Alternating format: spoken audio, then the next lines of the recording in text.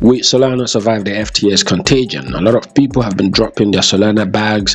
The price of Solana has been down significantly. The question in this video is, could this project rise in future? Could we see a rise in the price of the Solana token? Is this the end of the road for the Solana token?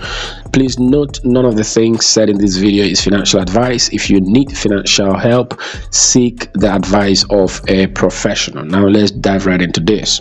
Now, there is no doubt that the FTX contagion was a wake-up call in the crypto space.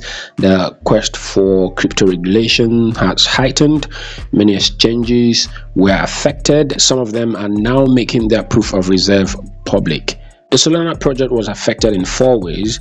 And one is the Solana token, second is the Solana DeFi, third is the ecosystem investments, and the Solana treasury. These are some of the 4 ways the project was affected in the collapse of the FTX. Okay, so looking at the token first, nearly 11% of the Solana total supply was owned by FTX and Alameda, and this right here is one of the reasons a lot of people have dumped, and that's the dumping. What would you do if you heard that the exchange that holds nearly 11% of the token you have in your wallet is bankrupt? And because of this, the price of the Solana token has dropped significantly in the past 7 days. Now, moving away from the Solana token, if we look at the Solana DeFi, you would also understand that it was also massively affected.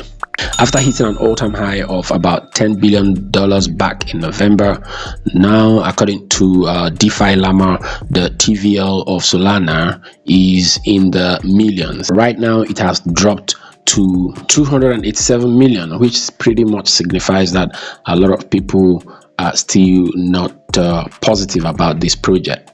A lot of this has to do with a project called Project Serum, which was a top DEX deployed on the Solana blockchain, and the Project Serum was basically there to provide liquidity for other Solana protocols. But as we know, Project Serum was launched by Sam Bankman-Fried. Of course, most other Solana dApps like the magiceden and Phantom, they have all dropped their support for this Serum protocol, and the community is now working on a fork, right? So, and if we take a look on CoinMarketCap, we can see that the price of Serum token itself has dropped significantly. Another serious issue with the Solana DeFi are its wrapped tokens. Talking about Solana BTC and Solana ETH, they are being dumped because they were both backed by the collateral on FTX. And of course, they are down significantly in price. And we also know that according to this chart here, it's pretty much clear that FTX was heavily invested in the Solana ecosystem.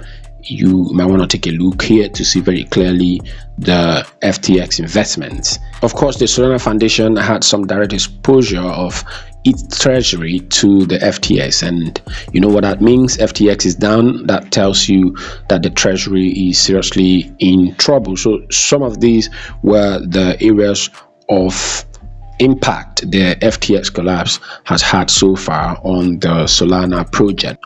But the question is there still future for the Solana project? Well, to hit the nail on the head, I think there are reasons to still believe that the Solana project could still survive this and grow to become a successful project in the future, right? And one of the reasons is because the Solana project still has a large treasury. And another reason is because Solana has a strong developer community.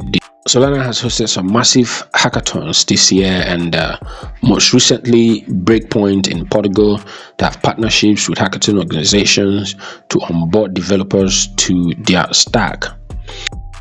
And also Solana has a thriving NFT ecosystem. This is very important. They have a very robust ecosystem, NFT ecosystem, and even after the dip, it still remains the largest NFT ecosystem. Another reason is because the Solana ecosystem still has a high network activity. As I explained already, the Solana DeFi and dApps definitely took a hit, but Solana still has some other engaging use cases. And more on the reason why I think the project is not dead yet is because of this article they released here a snapshot of the state of the network. Okay, if we read here, we can see it says the Solana Foundation is committed to transparency. To advance this goal, the foundation has regularly released updates on the state of the network. Okay, so if we go through here and read more information here, it talks about the transaction per second. You can see here now it says the average transaction per second have averaged over 2000 TPS since November 8th. Next is the average block time. They are basically saying that it has increased since November 8, okay, but remained below historical data, right? And of course, we can see that right here on the chart, right? And also they talked about other key metrics. Talked about the units per block and other important information. And of course, this one is quite interesting here. This shows that people have not completely lost hope on the Solana ecosystem.